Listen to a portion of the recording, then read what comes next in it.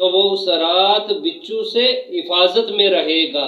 اور یہ بتا کون رہا ہے؟ نبی پاک صلی اللہ تعالی علیہ وآلہ وسلم، اور حضور کے فرمان کے اندر ہی سارا نور ہے۔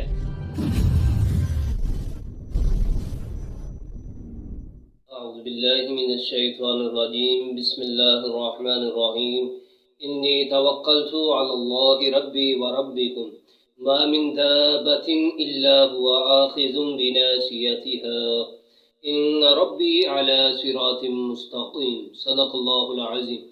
ناظرین، آج آپ کے سامنے بچھو سے حفاظت کا وظیفہ بیان کیا جائے گا۔ جس جگہ کثرت کے ساتھ بچھو ہوں تو کوئی بندہ سورہ ہود کی یہ 56 نمبر آیت مبارکہ کسی کاغذ کے ٹکڑے پر لکھ کر وہاں لٹکا دے تو وہاں سے بچھو بھاگ جائیں گے۔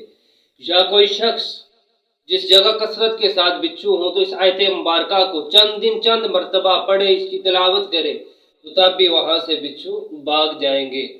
اور جو نبی پاک صلی اللہ تعالی علیہ وآلہ وسلم نے بچھو کی حفاظت کا عمل بتایا، تاریخ ابن عساکر کی جلد 52 صفحہ نمبر 256 پر حضرت سیدنا ابو امامہ رضی اللہ تعالیٰ عنہ سے روایت ہے کہ نبی پاک صلی اللہ تعالی علیہ وآلہ وسلم نے ارشاد فرمایا کہ جو شخص شام کے وقت یہ کلمات پڑھ لے گا، صلی اللہ علی نوح وعلی نوح السلام، تو وہ اس رات بچو سے حفاظت میں رہے گا۔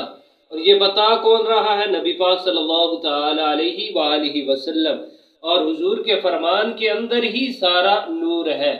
اللہ تعالی ہم سب کو موذی اشراط الارض سے اپنی حفاظت میں رکھے۔ وآخر دعوانا ان الحمد للہ رب العالمین۔